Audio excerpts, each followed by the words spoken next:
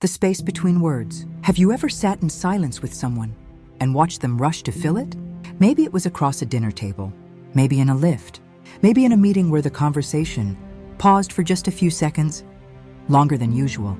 Nothing dramatic happened, no conflict, no awkward comment, no obvious tension, just quiet. And yet you could feel it shift. A throat clears, someone laughs lightly. A comment appears out of nowhere, about traffic, about the weather, about anything at all. Because the silence stretched just a little too long. And for some people, that stretch feels unbearable. It's fascinating when you start noticing it. How quickly we move to plug the gap, how instinctively we reach for sound. Words are comfortable. Words give structure. Words create movement. Silence removes all of that. In silence, there is no script to follow, no immediate cue about what to say next, no distraction from the present moment. It's just you and whoever else is there, breathing, existing. For some, that feels peaceful. For others, it feels like exposure. And the difference isn't about personality alone.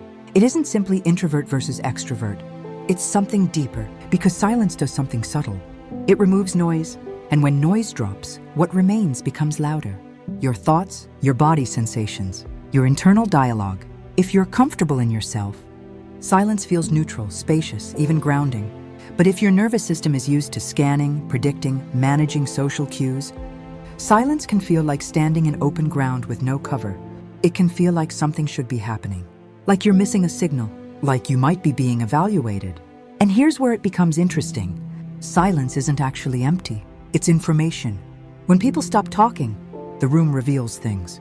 Micro-expressions, body language, emotional undercurrents. You can feel who is relaxed and who is bracing.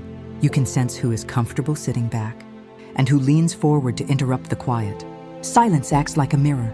It reflects what is already inside the room, which means it can also reflect what is inside you. If you are calm, silence feels calm. If you are anxious, silence amplifies it. That's not a flaw. It's a nervous system response, because the human brain evolved to interpret pauses carefully. In ancient groups, silence could mean danger. It could mean someone was watching. It could mean something was about to happen. So part of us still treats extended quiet as a signal. What's going on? Most of the time, nothing is going on, but the body doesn't always know that. And so people speak. They speak to restore movement, to reduce uncertainty, to regulate the space. Talking becomes a way to manage tension. And the more you watch it, the clearer it becomes. The discomfort isn't with silence itself. It's with what silence reveals. And that's where we go next. When the noise drops, when silence enters a room, something very simple happens. The external stimulation lowers. And when external stimulation lowers, internal stimulation rises. That's psychology, not poetry. Your nervous system is constantly balancing input, conversation, movement, sound. All of it gives your brain something to orient around, something to process outwardly. When those signals stop, the mind doesn't shut off. It turns inward. For someone with a regulated nervous system, that inward turn feels manageable. Their thoughts move steadily. Their body stays neutral. Silence feels like space. But if someone lives with low-level anxiety, hypervigilance, or an overactive social radar, that inward turn can feel uncomfortable almost instantly. Because without external noise, there's nothing to buffer the internal noise. And internal noise isn't always kind. It can sound like, "Are they judging me? Did I say something wrong? Why aren't they talking? Is this awkward?" Silence doesn't create those thoughts. It just removes the distraction that was keeping them quiet. And the brain is wired to prefer predictability. Conversation gives predictability. You speak, I respond. You laugh, I laugh. There's rhythm. Silence breaks rhythm. And when rhythm breaks, the nervous system checks for threat. Even if the threat isn't real, the body doesn't distinguish between mild social uncertainty and something is wrong.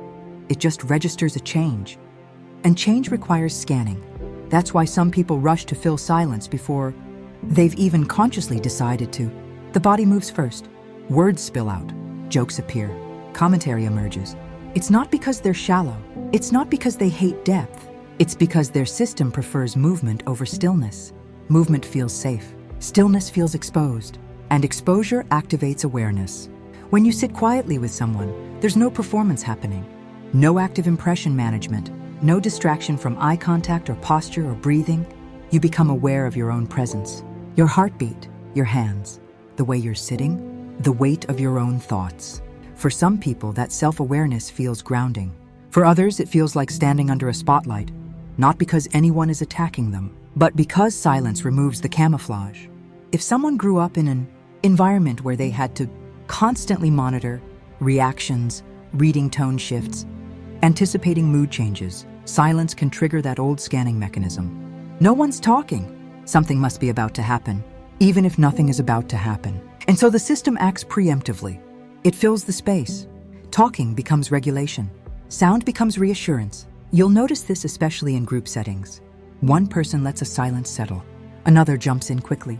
Sometimes the fastest talker in the room is the most uncomfortable with pause, not because they lack intelligence, but because quiet feels like exposure to their own internal landscape. And here's something subtle.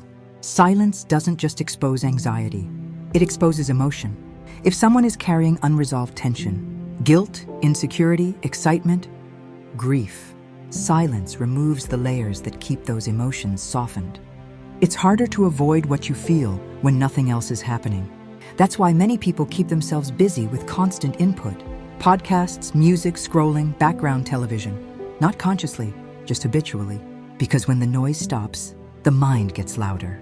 And not everyone has been taught how to sit with that. So when you're in a quiet moment with someone and they rush to break it, it may have very little to do with you. They may simply be managing their own internal volume. And this is where understanding changes everything. Instead of interpreting their discomfort as awkwardness or social failure, you begin to see it as regulation, a nervous system doing what it learned to do. Silence then becomes diagnostic. It reveals who is at ease within themselves and who still relies on external sound to feel stable. Neither is morally better, but one involves a deeper relationship with one's own mind. And that's where we move next, into how silence plays out socially, and why in certain environments it can even feel like power. All right, we move wider now. Same current, but this time we step back and look at the room itself. The social meaning of silence. Silence isn't just personal, it's social. And socially, silence carries weight. In some cultures, silence is respectful, thoughtful, a sign that someone is listening carefully before they respond. In others, silence is uncomfortable, interpreted as disapproval, disengagement, or passive aggression. So when a pause happens in conversation, people don't just feel their own internal noise. They start interpreting the other person's quiet too. Are they upset? Are they bored? Did I say something wrong? We project meaning onto absence. And this is where psychology becomes fascinating. Because silence removes obvious cues, the brain fills in the blanks. Human beings are wired to read intention. We look for tone, micro-expressions, posture shifts. When those cues slow down or disappear, uncertainty rises, and uncertainty is uncomfortable. In group dynamics, silence can even feel like a power move. The person who speaks less, slowly, deliberately, often appears more composed, more confident, more in control. Not because they're superior, but because they're not scrambling to manage the space. The person who rushes to fill, silence can sometimes appear reactive, eager, slightly anxious to keep the social rhythm alive. Again, this isn't moral. It's observable. The one who can tolerate pause often dictates the pace. And pace feels like power. This is why silence in negotiations can feel intense. One person makes an offer, the other says nothing. The room tightens. The quiet becomes loaded. Because we equate speech with reassurance. And when reassurance doesn't arrive, the mind starts searching. The irony is that the silent person may not be strategizing at all. They may simply be thinking, or comfortable, or emotionally regulated. But the one who feels uncomfortable, in silence experiences that quiet as evaluation, as if they're being weighed. And that sensation, being evaluated without feedback, is deeply activating for many nervous systems, especially for people who learned early that approval had to be earned through performance. If you grew up needing to talk, entertain, explain, justify, silence can feel like failing the task, like you're not doing enough. And so you fill it, you add commentary, you soften edges, you lighten the mood, because silence feels like a test you didn't prepare for. But here's the shift. Silence isn't a test, it's a pause. And pausing allows processing. When someone doesn't rush to speak, they create room. Room for thought, room for emotion, room for honesty. That's why deeply regulated people often speak more slowly. They're not avoiding conversation. They're allowing it to breathe. and in a world that rewards speed and reaction, that can feel destabilizing. Because when someone doesn't jump to respond, you can't predict them as easily. You can't control the rhythm. You can't steer the outcome with chatter. So silence, in social settings, exposes two things at once. It exposes your relationship with yourself, and it exposes your relationship with control. If you're comfortable not controlling the space, silence feels neutral. If you rely on words to shape perception, silence feels risky. And this is where empowerment begins to enter the conversation. Because the ability to sit quietly, not withdrawn, not cold, just present, is a sign of internal steadiness. It signals that you don't need to perform to belong. You don't need constant output to justify your presence. You can exist without filling. And that's powerful in ways that are subtle but undeniable. The person who is calm in silence isn't dominating the room. They're grounded within it. And that groundedness shifts dynamics quietly, which leads us into something deeper still. Because being at ease in silence isn't just about personality. It's about emotional regulation. And emotional regulation is learned. We're building nicely here. Next segment, we lean fully into empowerment, regulation, attachment security, and why silence is quiet strength. The strength in stillness. Being comfortable in silence isn't about being mysterious. It isn't about trying to intimidate anyone. It isn't a tactic. It's regulation. When someone can sit in quiet without rushing to break it, what you're witnessing is a nervous system that doesn't require constant reassurance. There's no urgent need to manage perception, no reflex to fill the air so nothing feels uncertain. There's just presence, and presence is stability.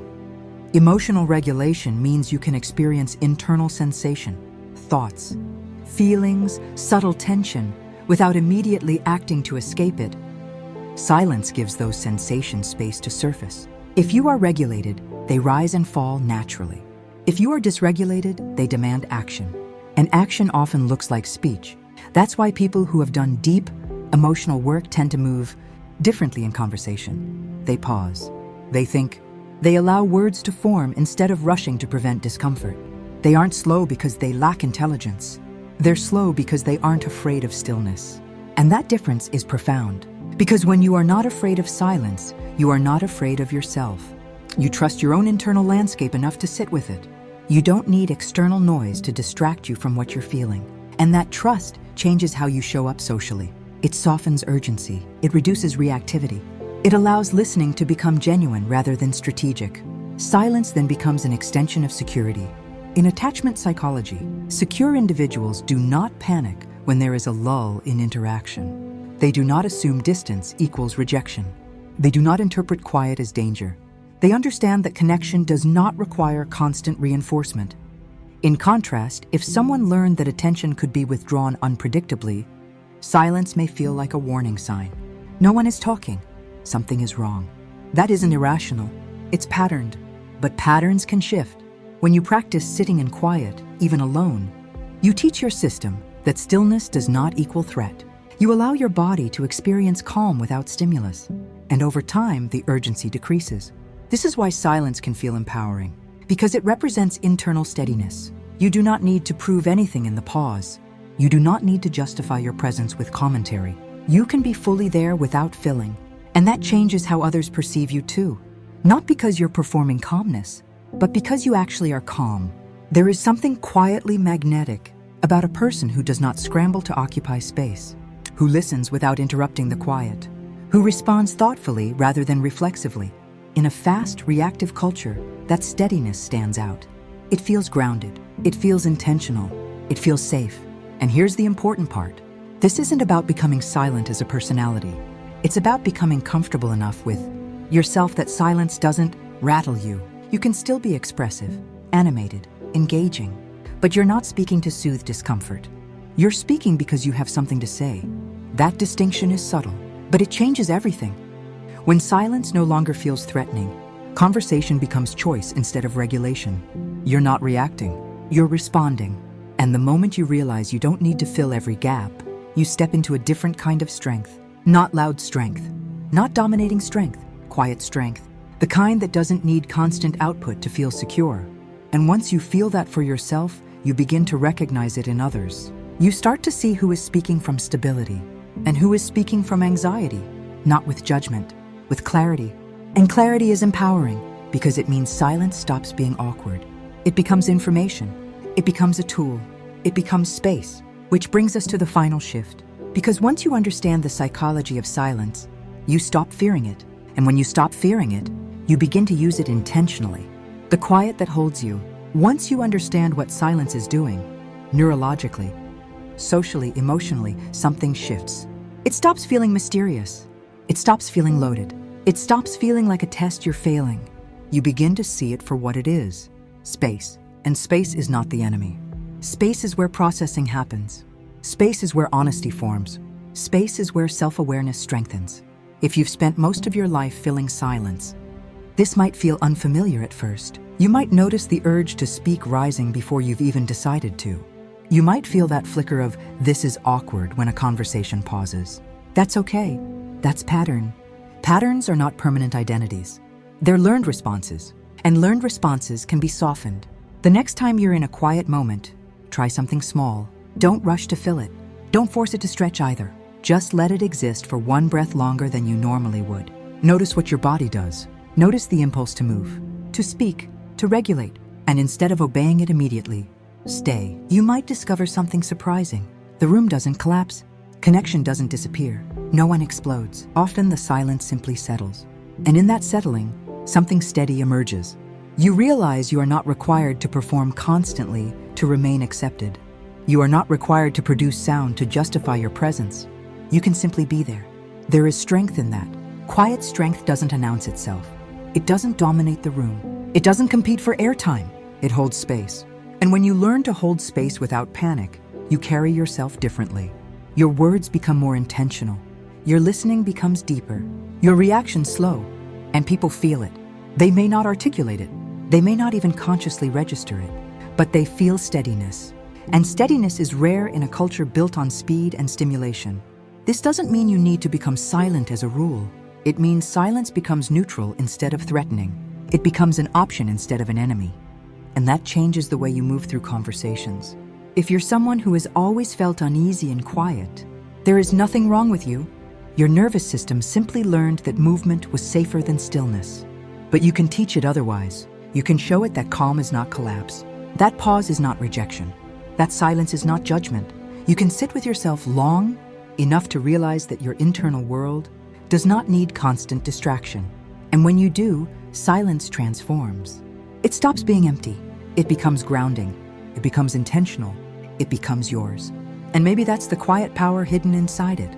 Not the power to intimidate, not the power to control, the power to remain steady when nothing is happening. To trust that connection doesn't evaporate in the pause. To trust yourself enough to let a moment breathe. In the end, silence is not something to conquer. It's something to understand. And once you understand it, you no longer fear it. You can sit in it. You can move through it. You can let it exist without scrambling to escape. And in that quiet, you may find something stronger than noise. You may find yourself. As always, this has been Valkyrie. Thanks for stopping by. Until next time, be kind to yourself and others. Lanterns up, people.